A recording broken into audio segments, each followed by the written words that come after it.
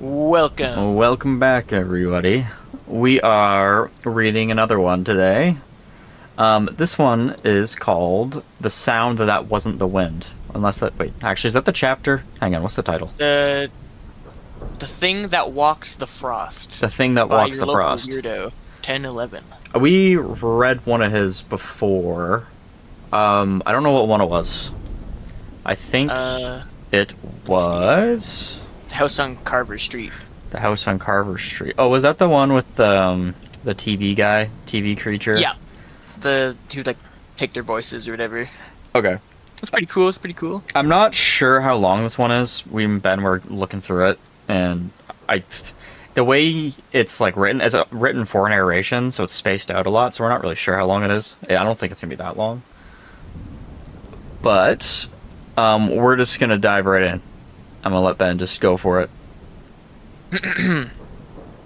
Chapter 1. The Sound That Wasn't the Wind. The cold in northern Siberia wasn't weather. It was a presence. A thing that pressed against the skin, seeped into the bone, and whispered that humans were not meant to live here. Ivan Petrovich had ignored that whisper for 23 years. His farmstead sat alone on the tundra outside Turukhansk, a cluster of wooden buildings, half swallowed by snowdrifts. The nearest neighbor was 20 kilometers away. The nearest town was reachable only by a road that froze, thawed, and disappeared depending on the season's mood. Isolation didn't bother Ivan, he preferred it. But that night, the isolation felt wrong. The wind moaned across the fields, not a howl, not a whistle, but a dragging, guttural sound, like something enormous breathing through a cracked throat. Ivan paused while feeding the stove. Even the fire seemed uneasy, flickering low as if trying to hide. Misha, his old black and white Laika, lifted her head and whimpered. Ivan frowned. Easy, girl. But the dog didn't look at him. She stared at the door. The moan came again. Closer. He took his lantern from the hook. The flame inside trembled. When he opened the door, the cold slapped him like a hand. The night was a white void. Snow drifted sideways in thick sheets. Beneath the storm, he heard it. Something moving near the barn.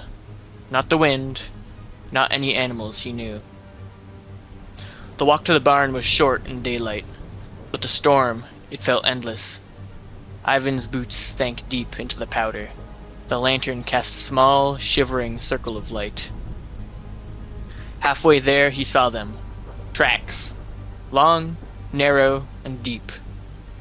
Each print was shaped like a hoof, but stretched, elongated, as if something tall and heavy had walked on sharpened stilts. Ivan crouched, brushing snow from one of the prints, still warm beneath the surface. Whatever made them had passed minutes ago. Misha barked from the house, one sharp, terrified sound. Ivan stood quickly and pushed open the barn door. The lantern light spilled across hay, tools, and empty stalls. Empty. But the tracks continued inside, leading toward the back wall. And then they stopped, as if the creature had simply vanished. Ivan's breath fogged the air. His heartbeat thudded in his ears. He raised the lantern higher. Something moved behind him. He turned. Figure stood in the doorway, tall, wrapped in a torn coat, head bowed. For a moment, Ivan thought it was a man. Maybe a lost hunter. Maybe someone from the village who'd wandered too far. Then the lantern light reached its legs. They bent backward at the knee. Its arms hung too long. Fingers brushed the floor, and its face. There was no face, just a smooth sheet of pale, stretched skin, like frozen leather pulled tight over a skull. The creature tilted its head toward him, as if listening. Ivan didn't breathe. The creature stepped forward. Its hoofs clicked softly on the wooden floor. Misha barked again. Closer now. Frantic. The creature's head snapped toward the sound. Then it moved. Not walked. Not ran. It glided, silent as drifting ash, out of the barn and into the storm. Ivan stumbled backward, nearly dropping the lantern. Misha! He followed Boots, slipping on the ice. Okay, hold on. That's the second creature in a row that had no face. That's Huh? coincidence.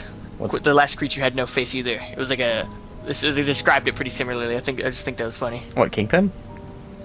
Yeah, the Kingpin. He had no face. Oh. I don't know. Coincidence. I mean, I guess like something having no face is like associated with like kind of like fear because it's unrecognizable to somebody. Oh yeah, You know what I mean? There's no human factor to it. Yeah. But like, would that be Well, scarier, or would like something with like a distorted human face be scarier? I think a fucked up like human face would be pretty freaky, but seeing the lack of a face would also like they both freak me out. Oh, decently. kids creep me out, bro. Like, Really? They got the weird features like Yeah, like, proportion, I guess. like any like horror movies or like stuff like that has like a kid in it or something like that, or like kids giggling or shit. Huh? I don't like that shit. No. Fair enough. Fair enough. I have a kid too, so like when he starts like doing weird shit too, I get all creeped out. You see him like sometimes he'll stand in his room and like just like start like wishing his head around like he's got a bug in his ear. It's like, what are you staring at? He's like What are you looking at? like a cat with a laser pointer. Cracking something. Anyways, Funny. the storm swallowed everything. Ivan could barely see the barn behind him, but he saw the tracks, sharp, unnatural prints, leading away from the farm, toward the dark line of the forest. Misha's barks grew faint, then stopped. Ivan's stomach twisted. He followed the tracks, lantern shaking in his hand, at the edge of the forest. He found Misha's collar, nothing else. The tracks continued between the trees. Ivan hesitated. The forest was a black maw. The lantern's flame shrank. Shrank as if afraid. I want to say shank. But he stepped forward, because he had no choice. Inside the forest, the wind died. The silence was suffocating. Ivan moved slowly, lantern held high. The trees were tall, thin and bare, black silhouettes against the snow. Their branches creaked softly, like old bones shifting. The tracks weaved between them. Ivan followed. Minutes passed, or hours. Time felt strange here. Then he heard it. A whisper. Not words. Not breath. A scraping sound, like something dragging its fingers across bark. Ivan turned in a slow circle. Nothing. But the whisper came again, closer. He raised the lantern. A shape stood between the trees. Tall. Wrong. Watching. Ivan froze. The creature stepped forward, hooves sinking silently into the snow. Its faceless head tilted. It raised one arm and pointed at him. Ivan stumbled backwards. The lantern flickered violently.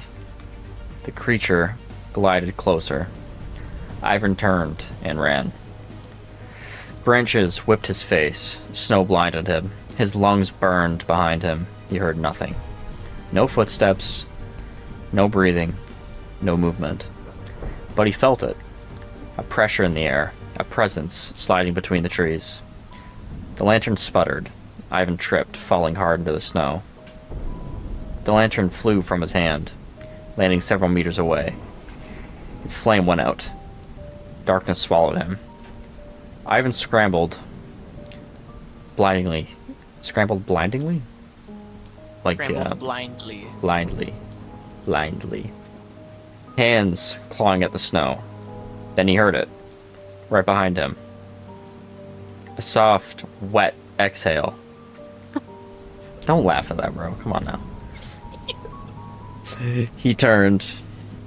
Two pale shapes hovered in the dark, where eyes should have been. The creature leaned close. Ivan screamed. A supply truck passed the farm at dawn. The driver noticed the front door open, snow drifting inside. He stopped, called out, and stepped inside. The house was empty, and so was the barn. But in the snow between them, leading toward the forest, he saw tracks. Long, narrow, and deep. Beside them, a second set, human footprints, slowly spacing farther and farther apart, as if the person making them had begun to walk on something other than feet. The driver shivered. He didn't go into the forest. No one did. Not after what they found weeks later, when the thaw came. A torn coat, a broken lantern, and a set of human footprints that ended abruptly in the snow, as if the person making them had simply vanished. The storm had passed by morning, leaving the world drowned in white silence. 3 men from Turkhansk arrived on snowmobiles. Sergei, the district ranger, Father Alexei, the village priest, and Nikolai, Ivan's closest thing to a friend. They found the farmhouse door open, snow drifting inside like an intruder. Sergei stepped in first, rifle slung over his shoulder. "Ivan?" His voice sounded too loud in the empty room. No answer. Father Alexei crossed himself. He would not leave the stove burning. Nikolai knelt by the hearth. The fire had died hours ago. He didn't leave willingly. Outside, Sergei followed the trail of Prince toward the barn. He stopped. The tracks were unlike anything he'd seen. Long, narrow, and deep. Hoof-like, but wrong. Too long, too heavy. And beside them, human footprints. Ivan's. And they led toward the forest. Then, they change, Sergei muttered. The others joined him. The human prints grew farther apart, spacing wider and wider, until they weren't human anymore. Nikolai swallowed hard. What could do this? Sergei didn't answer. He only stared at the tree line. Forrest waited, silent, and watching. They gathered inside the barn, out of the wind. Father Alexei lit a candle. The flame shivered. Nicola paced. We should call the regional police. Sergei shook his head. They won't come. Not for one farmer, not out here. Father Alexei's eyes lingered on the strange tracks. This is not the work of a man. Nikolai scoffed. A bear? Then? A moose? No, the priest whispered. Something older. Sergei frowned. You know something. Father Alexei hesitated, then spoke. In the old Tunguska tales, there's a spirit that walks the winter forests. A hunter of the lost. A thing with no face, only skin stretched tight like ice. They called it... Jesus. Kolodian Gulyaka, the Frostwalker. Nikolai rolled his eyes. Folklore. But Sergei didn't laugh. What does it do? He asked. Father Alexei's candle flickered. Follows those who wander alone. It mimics their steps. And when it finds them, it takes their shape. Nikolai froze. Takes their shape? Priest nodded. The story says it becomes what it consumes. Sergei looked toward the forest. The wind moaned. Not like wind. Not anymore. What time period is this based in? Because he said lantern. He had a lantern, and they mentioned fire. So I was wondering. Well, he said snowmobile. Did he not? Okay then. It's got to be like mid 1900s then. Because he said lantern, and then in some countries they call flashlights lanterns. So I was like, maybe that's what he means. But then it was. I think this is Russia. The way it was described, yeah, I don't know. I don't know if this is supposed to be like a period piece, kind of, or I have no idea. At first, I thought it was it's different timelines for each story, but then the names tied together. So I was like, oh, okay, no, maybe not. I don't know. This snowmobile. I feel like it's got to be mid 1900s, 1960 to 70 maybe. I feel like they had snowmobiles in that time. Did they have snowmobiles in the 60s? I know there was a war that happened in a very cold climate that had a bunch of snowmobiles. Yeah, they probably did. You're probably right. I'm really not sure. snowmobiles. Because it was like the lantern kind of threw me off, because I'm like, who the fuck's Jesus. using a lantern? Snowmobiles invented early innovators, 1908 to 1922. The first commercially produced one's 1956, but the first true one's 1924. Okay, so but they weren't commercial till like 56? Yeah, Oh, so okay. yeah, mid-1900s. Okay. I mean, that makes sense. Kind of. Yeah. They followed the tracks into the forest. The deeper they went, the quieter the world became. No birds, no wind, no sound except the crunch of snow beneath their boots. After 20 minutes, Sergei raised a hand. Stop. Half buried in the snow lay Ivan's lantern. I thought they already found the lantern. Did they not already find the lantern? I don't know. I'll just keep reading. Hold on, I'm looking it up. Yeah, you do that. The glass was cracked, the metal bent. Nikolai picked it up with shaking hands. He came this way. Father Alexei knelt beside the tracks, and something followed. Sergei scanned the trees. We go another 100 meters. No further. They moved on. The forest grew darker. The trees closer. The air heavier. Then they heard it. A soft, wet exhale right behind them. Sergei spun, rifle raised. Nothing. But the tracks behind them had changed. Their own footprints were shifting, slowly, widening, slowly lengthening, as if something beneath the snow was pushing them outward. Nikolai stumbled back. What is that? Father Alexei whispered a prayer. Sergei's voice was low. We're leaving now. They turned to retreat, and froze. A figure stood between the trees, tall, still, watching. Its legs bent the wrong way, its arms hung too low. Its face was a smooth sheet of pale skin, but it wore something familiar. A torn coat. Ivan's coat. Sergei fired. The shot cracked through the forest like lightning. The creature didn't flinch. It only tilted its head, as if curious. Then it stepped forward, not walking, not gliding. Something in between. Nikolai screamed, "Run!" They fled, crashing through the snow. Branches tearing at their coats, the forest seemed too close around them. Trees shifting, narrowing, funneling them back towards the creature. But Sergei knew the land. He found a narrow path between the two fallen trunks and shoved the others through, behind them. The creature's hooves clicked softly on the ice, closer and closer. They burst from the tree line into the open tundra. The snowmobiles waited. Sergei didn't look back. He didn't have to. He felt it watching. They sped away, engines roaring across the frozen fields. Only when the farmstead was a distant speck did Sergei finally stop. Nikolai collapsed to his knees, sobbing. Father Alexei stared at the forest. It has taken him, the priest whispered. And now it wears him. Sergei tightened his grip on the rifle.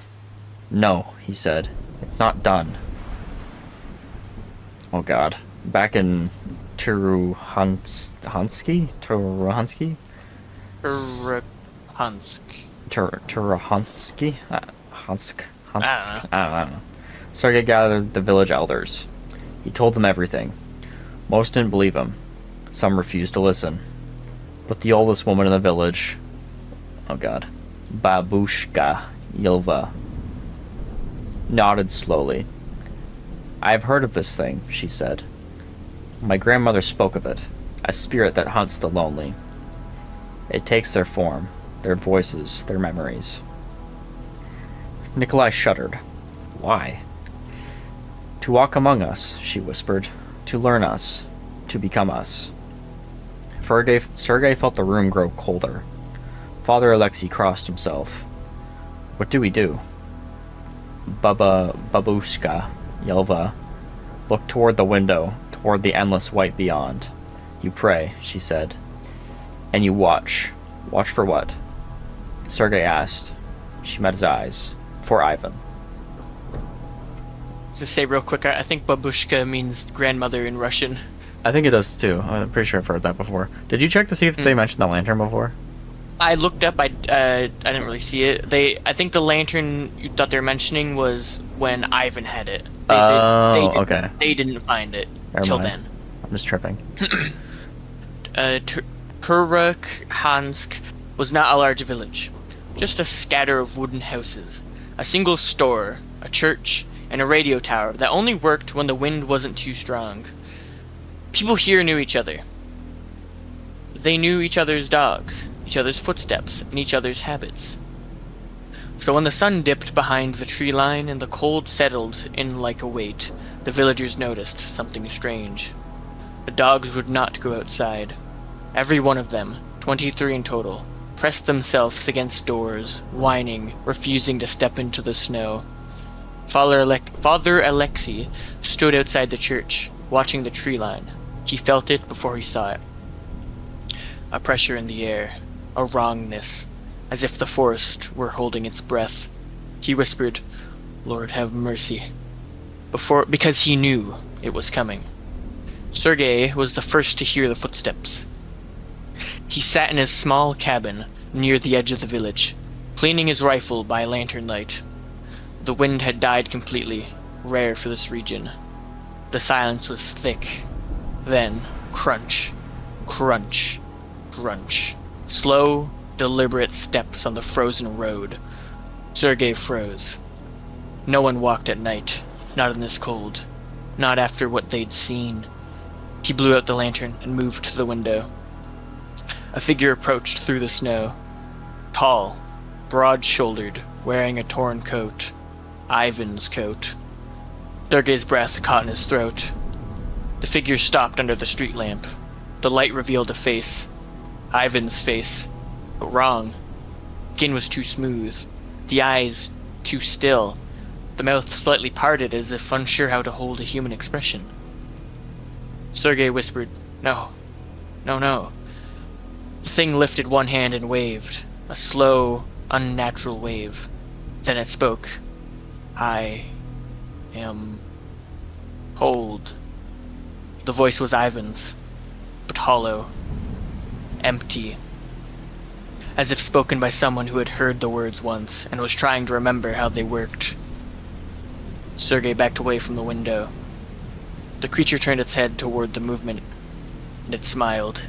A stretched, skin-tight smile that had no warmth at all. The creature walked into the village. It moved slowly, as if savoring each step, each sound, each house. It stopped at the first door and knocked 3 times. Knock, knock, knock. Inside, a family huddled together, whispering prayers. The creature waited. Then it spoke again.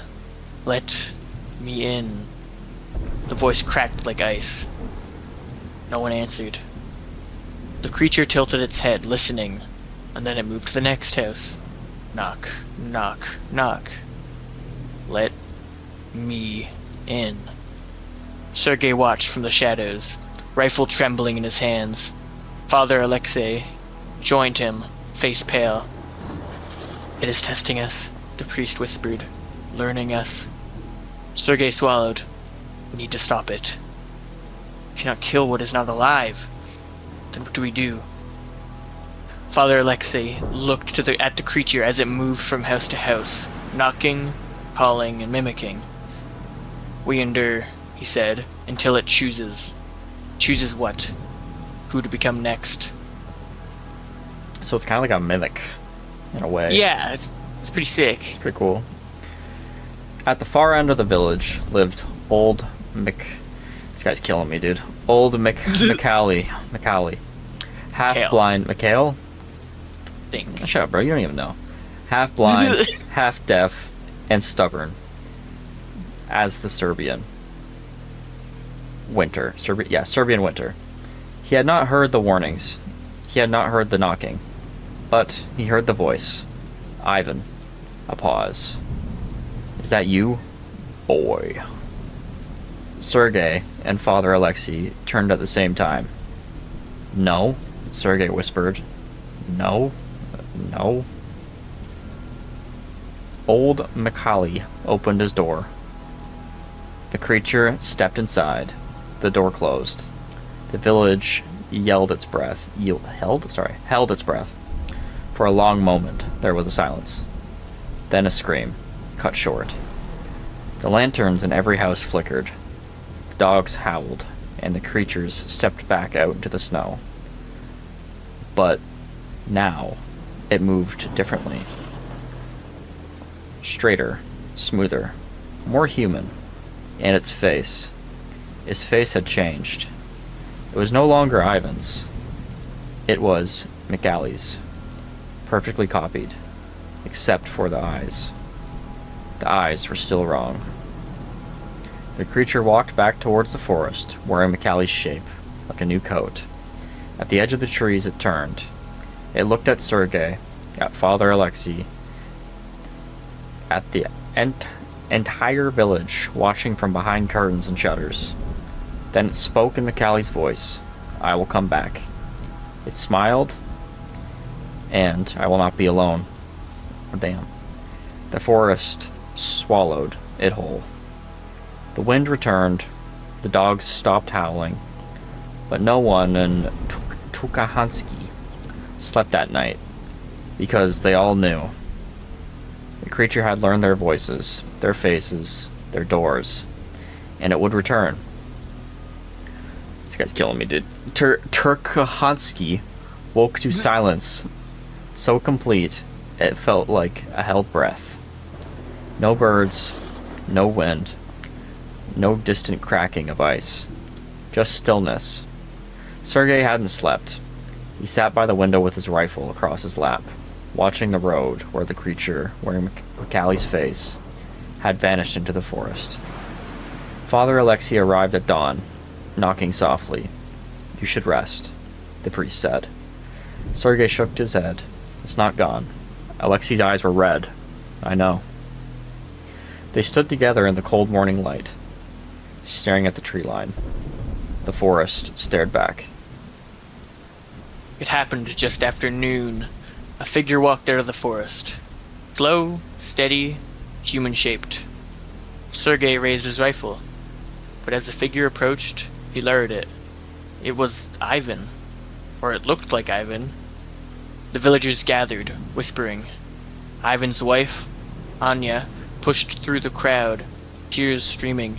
"Ivan! Ivan! Is it you?" The figure stopped, tilted its head, and then smiled. A perfect, practiced smile. "Anya," it said in Ivan's voice, "I am home." But the villagers saw it. The way the smile lingered too long. The way the eyes don't blink. The way the breath didn't fog in the cold. Anya froze. Sergei stepped between them. "That is not Ivan." The creature's smile faded, slowly, as if it had to think about how to stop smiling. Then it spoke again. "I am home." This time the voice cracked. The villagers backed away. The creature watched them, studying, learning. Then it turned and walked back into the forest.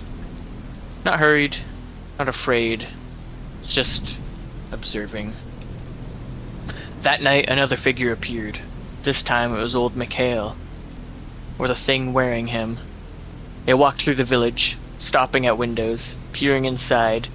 Didn't knock, didn't speak, just watched. Children cried, dogs hid, lanterns were blown out. When Sergei and Father Alexei confronted it, the creature simply tilted its head and walked away. As it left, Sergei noticed something. Its shadow was wrong. Too thin, too long. Moving a fraction of a second out of sync. By morning, the village was in chaos, because there were now 3 figures walking the roads. Ivan, Mikhail, and a third shape, tall, faceless, and unfinished. It moved like wet cloth hung on a frame. It had no voice yet, no face, just a blank sheet of pale skin stretched over a skull-like head.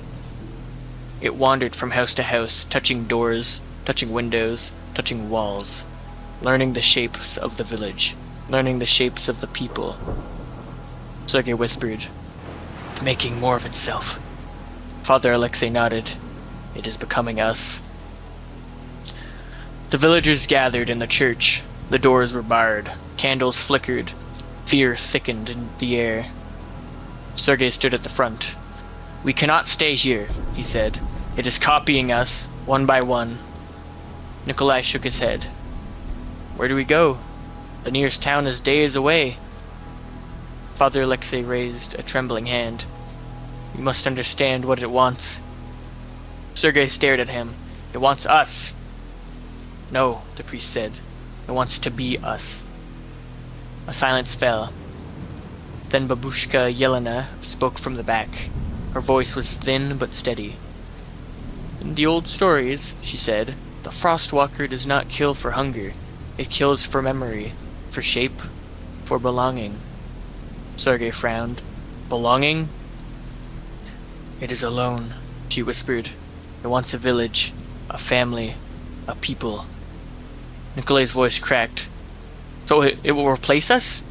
Yelena nodded. "One by one." That night, the creatures returned, all three. They stood at the edge of the village, perfectly still, watching, waiting. Then, slowly, more shapes emerged from the forest. 4, 5, 6. Some had faces, some did not. Some were half-formed, their skin shifting like melting wax. The villagers watched from behind shuttered windows. Sergei whispered, "How many?" Father Alexei's voice trembled. "As many as it needs." The creatures stepped forward in unison. Their voices, dozens of them, spoke as one. "We are coming home." The wind died, the lanterns flickered, and the village of Turukhansk realized the truth. The creatures were not hunting them, they were replacing them. It's pretty cool. By the second night, every door in Turkhansky was barred, windows nailed shut, lanterns extinguished. The villagers stayed inside, whispering, listening. Because outside the creatures walked. Not just 3, not 6, dozens. Some wore faces the villagers recognized, some wore faces they didn't. Some had no faces at all. They moved through the streets like a slow, patient tide. Sergei sat with his back against his door, rifle across his knees. He hadn't slept in 2 days. Father Alexei sat beside him, clutching a wooden cross so tightly his knuckles had gone white. "They're searching," the priest whispered. "For what?" Sergei asked. "For who is weakest?" At house number 12, a lantern flickered. A small one, barely visible through the cracks. But the creatures saw it. They stopped, every one of them, dozens of heads turned towards the faint glow. Inside, a young couple, Irina and Pavel, argued in hushed voices. "We need light," Irina whispered. "We can't sit in the dark forever." Pavel shook his head. "They'll see." "They already know we're here," Pavel hesitated. That hesitation was enough. Outside, the creatures moved towards the house. Slow, silent. What does that word say? We're tweaking. Where? Right here. Oh, unified. Sorry, I got it. Unified. Unified. Sergei saw it from his window. "Damn it," he muttered. "They've drawn attention." Father Alexei closed his eyes. "You must warn them." Sergei grabbed his coat. "I'll go."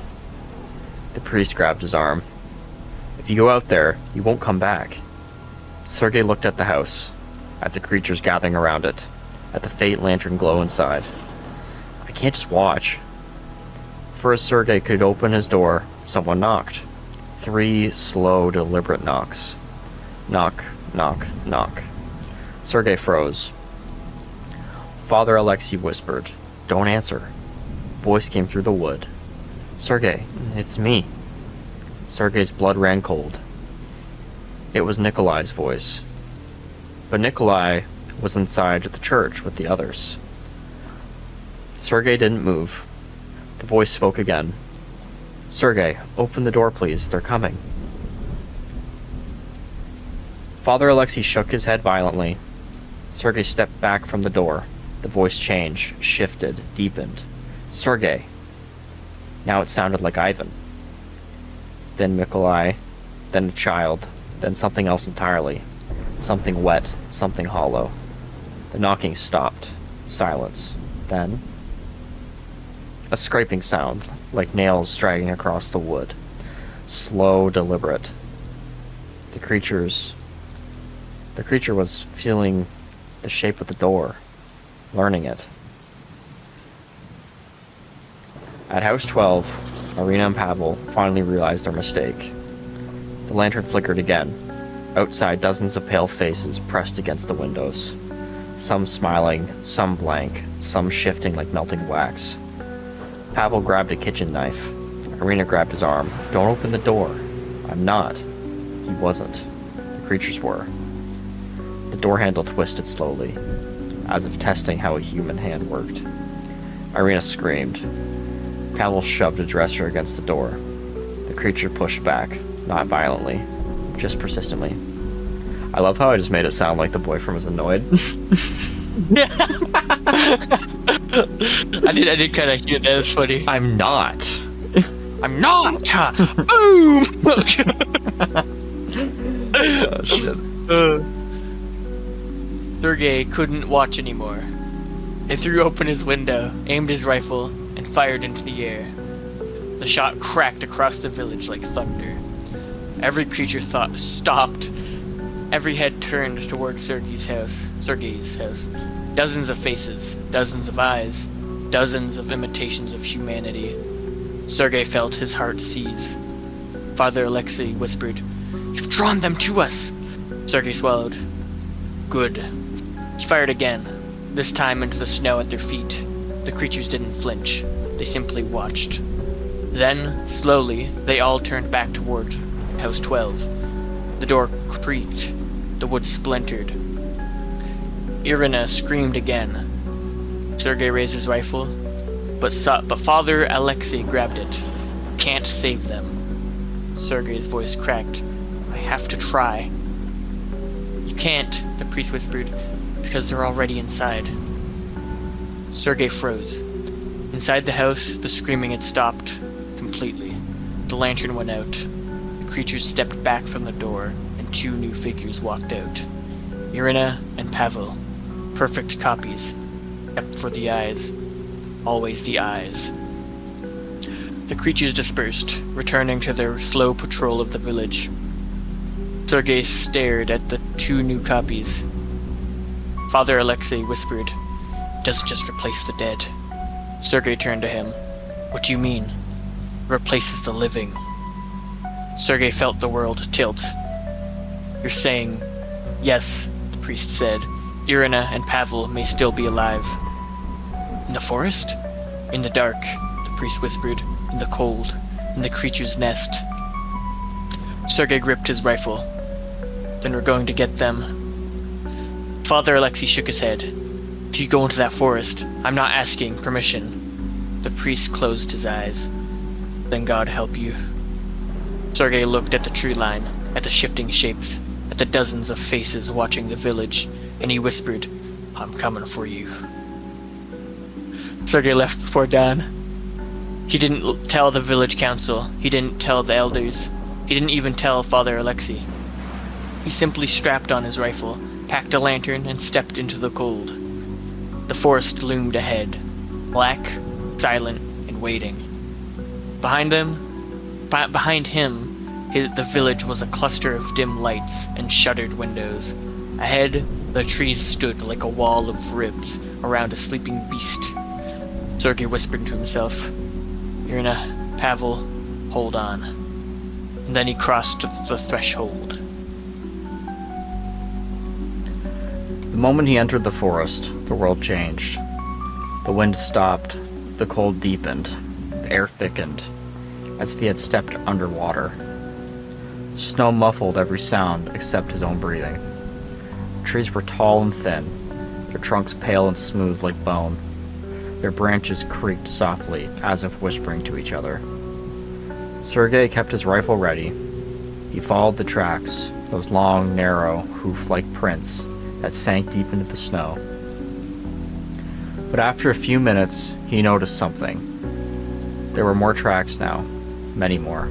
Some small, some large, some human, some not. They all led deeper into the forest. After an hour, Sergei heard it. A voice, faint, distant, calling his name. Sergei. He froze. It sounded like Irina, but wrong. Too calm, too steady, too practiced. He didn't answer. The voice came again, closer. Sergei, help me. He gripped his rifle tighter. That's not you, he whispered. The forest exhaled, branches shifted. Snow fell from above in soft, deliberate clumps. Something was moving, not toward him, around him, circling. Sergei raised his lantern. The light pushed back the darkness just enough to reveal a figure between the trees. A woman. Irina. Or something wearing her shape. Her face was perfect. Her hair was perfect. Her clothes were perfect. But her posture was wrong. Too stiff. Too symmetrical. Too still. She smiled. Sergei, she said. You came. He stepped back. The smile didn't fade. It simply stayed there, frozen in place. Then her head tilted. Too far. Farther. Until it was nearly upside down. Ugh. Oh, hell. Yuck. The smile never changed. Sergei fired. A shot echoed through the forest like a scream. The figure didn't fall. It simply stepped backward into the darkness and vanished. I'll be honest, I'm pretty invested in this story. It's pretty good. I'm enjoying it. It's very good. The tracks led him into a clearing. A wide circle of snow packed flat, as if something enormous had moved through it again and again. In the center stood a structure, a mound of branches, bones, and frozen hides woven together into a dome. A nest. Sergei's breath caught. From inside he heard voices, dozens of them, crying, whispering, calling for help. Some were familiar, and some were not. He approached slowly. The voices grew louder. Sergei, help us! Please! Don't leave! He reached the entrance. Inside, the darkness pulsed. Something moved. Something big. Something breathing. Sergei raised his lantern, and the light revealed them. Irina, Pavel, and others. Alive, but barely. Their bodies were wrapped in pale, fleshy tendrils that pulsed like veins. Their faces were slack, drained as if something had been pulled from them. Their eyes open, all at once. Run, Irina whispered. Sergei staggered back. Behind him, the forest shifted. Branches cracked, snow fell, and something stepped into the clearing. Tall, faceless, skin stretched tight like frozen leather, but this one was different. Bigger, older, the original. Frostwalker. It tilted its head, studying him, learning him. Sergei raised his rifle. The creature raised its hand, and dozens of voices, Irina's, Pavel's, Mikhail's, Ivan's, spoke from its blank face. Should not have come. Sergei ran. Branches tore at his coat. Snow swallowed his boots. The forest twisted around him, paths shifting, trees closing in. Behind him, the creature moved without sound, but he felt it. A presence. Pressure. A cold that sank into his bones. He didn't look back. He couldn't. The forest thinned. The village lights flickered in the distance. She was almost out. Almost. A hand grabbed at his shoulder. Cold, hard, and wrong. Sergei spun, swinging his rifle like a club. The creature's faceless head loomed inches from his own. It whispered in a dozen stolen voices, "We are not done." Sergei fired point blank. The creature staggered. Just enough. He broke free. He ran. He didn't stop running. No, he didn't stop until he burst out of the forest and collapsed in the snow at the village edge. The villagers rushed to him. Father Alexei knelt beside him. "Sergei, what happened?" Sergei looked back at the forest. Shapes stood between the trees, watching, waiting. "More than before, many more," he whispered. "They're growing." Sergei stumbled into Turukhansk, half frozen, half delirious, and fully terrified. Father Alexei and several villagers dragged him inside the church, bolted the doors, and wrapped him in blankets. The priest pressed a cup of hot broth into his hands. "What did you see?" Alexei asked. Sergei stared at the floor. "They're not just copying us," he whispered. "They're growing." The villagers exchanged frightened looks. "How many?" someone asked. Sergei swallowed. "Dozens." A long silence followed. Then Babushka Yelena spoke from her corner, voice thin as frost. "Dozens is only the beginning." That evening, the dogs began to bark. Not howl, not whine. Bark sharp, frantic, terrified. Sergei limped to the window. Shapes stood at the edge of the village. Not 3, not 6, not dozens. Scores. Some tall, some small, some half-formed, their skin shifting like wet clay. Some wearing faces the villagers recognized. Faces of the missing, faces of the dead, faces of the living. Faces of people standing inside the church at that very moment. A cold dread washed over the room. Nikolai whispered, "They're copying us faster." Father Alexei crossed himself. "They are preparing." "For what?" Sergei asked. Babushka Yelena answered, "For the taking." The creatures moved into the village, slow, silent, unified. They approached the house one by one. Knock, knock, knock. Always 3 knocks. Always patient, always polite. At the first house, no one answered. The creature wearing Ivan's face tilted its head, listening. Then it spoke. "Let me in. It's cold." The voice was perfect. Too perfect. At the second house, another knock. This time, the creature wore the face of a child who had died 3 winters ago. "Papa, open the door." The father inside sobbed quietly, covering his ears. At the third house, the creature didn't knock. It simply pressed its face against the window and watched. Its breath didn't fog the glass. Inside the church, the villagers huddled together. Sergei paced, rifle in hand. "We can't stay here," he said. "They'll surround us." "They already have," Father Alexei replied. A scream cut through the night. Everyone froze.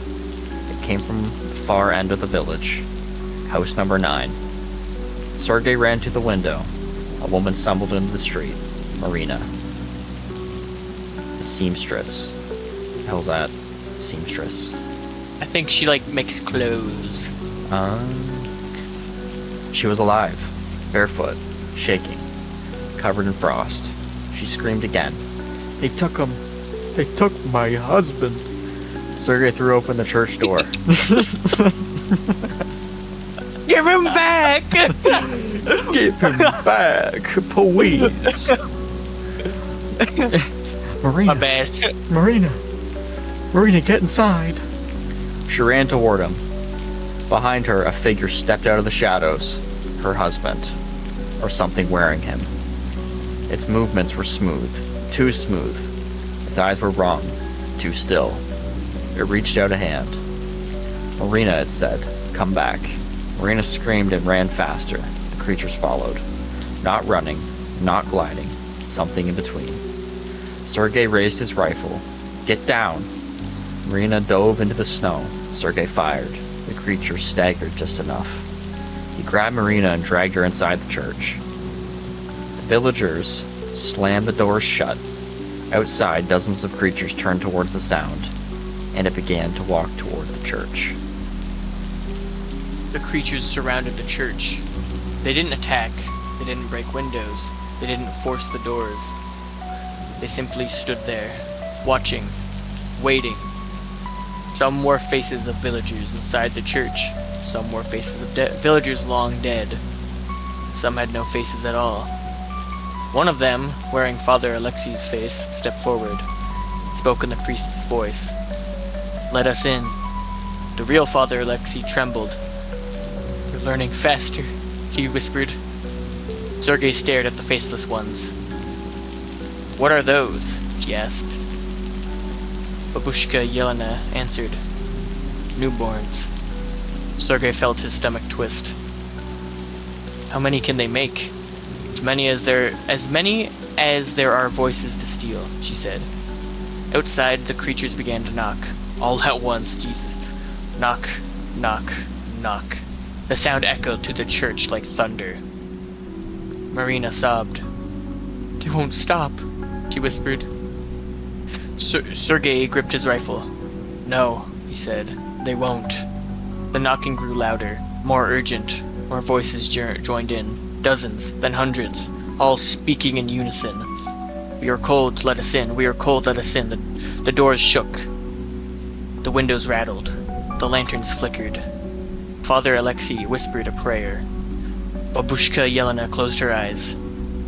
Sergei raised his rifle, and the creatures spoke one final time. "We are coming home." Damn. That was good. I really liked that. That was great. That was quite the cliffhanger too to leave it on. I wonder if he's making another part to this. I would love to read it if he is. That was pretty very cool. Enjoyable. I like the. Are those like an actual folklore creature or something? Because I don't know. My first thought was Wendigo because of the lengthy backwards legs, the long arms, but then the face. I was like, okay, maybe not. But then it's more of like a hive mind creature thing with this big nest, and that's where it keeps them. And it's sucking maybe their soul or maybe their life energy out to make its offspring look like people. And it's learning. I love this creature. It's super cool. It's super unique. It kind of reminded me of that show From. You ever seen that show? No. It's like these people like disappear and like this. They don't really disappear, but they kind of like drive into this town. And there's no way to getting out. It's kind of like a loop. You try and get out, you just end up back at the town. And he's like, I'm thinking of the Dome show. No. Say that. You're like stuck there, and these creatures come every night and like try and like they basically do the same shit that these things were.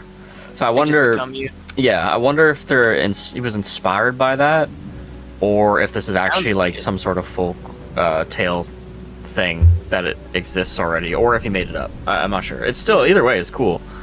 It was very good. I liked it a lot. The one note I could give you is time frame.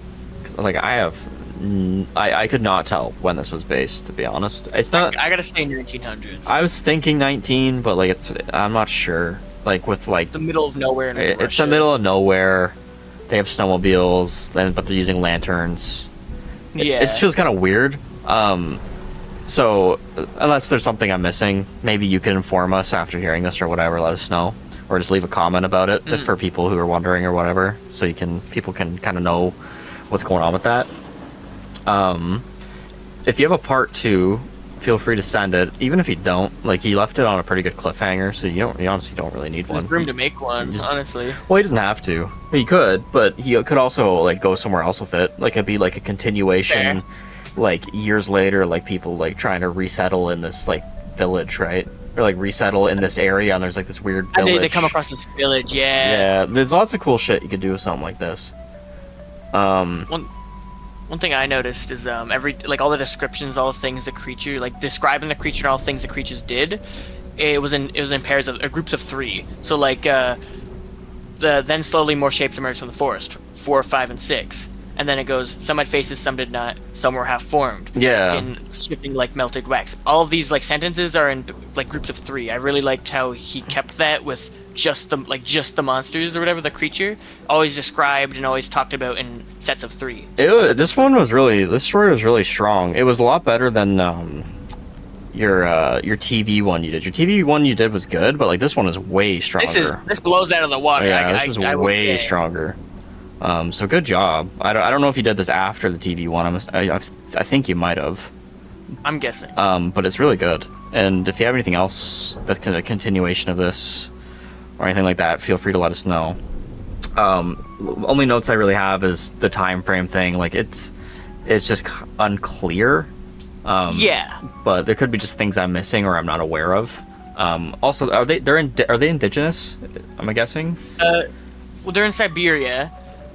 So I would assume They seem they're indigenous. Like that's kind of what I was assuming. indigenous to like are there Russian indigenous people? Probably. Indigenous people. Oh yeah. In Siberia. Yeah. I don't know much about that stuff. So if you have like anything like after hearing this, if you want to just like leave it in the comments or whatever for people who were curious or anything like that, feel free to do that because that would help everybody out. But other than that, great job, and feel free to send us anything else. I enjoyed that a lot. I did as well. I think there was one other thing I wanted to point out, but I can't remember exactly what it was. Was there was it like about the creature, the story, the formatting? No, the creature, the formatting was good. The creature was good. One thing I will say, the way you split this up was a little difficult sometimes. If you could like just tighten it up a little bit, like just like the paragraphs. Yeah. Like Fair. it was spaced out nice, but it was almost like too much sometimes. It was nice to read, but you know, I know what you mean. I think that's it though. I think that's it. The characters were all cool. Yeah, that's it. I can't think of anything right now. It might come to me later. But anyways, that's all for today. We'll see you guys again soon. You gotta say the like, comment, subscribe, all that YouTube jazz. Yeah, if you guys like this, feel free to like, comment, or subscribe. It would help us out. We have grown like substantially in the past month, so I can't really complain, to be honest. So thanks everybody who's new or been here to listen to the stories or have been Thank you all. actively kind of tuning in. We appreciate it. If you guys have any story suggestions you guys want or anything like that, because we've kind of thrown shit out there. We still have some stuff we're working on, but we still have a lot of stories too from people who send us them or things like that. So if there's anything in specific people like, just comment or anything like that so we know. But yeah, that's it. We'll see you guys probably again soon. So bye-bye. Goodbye.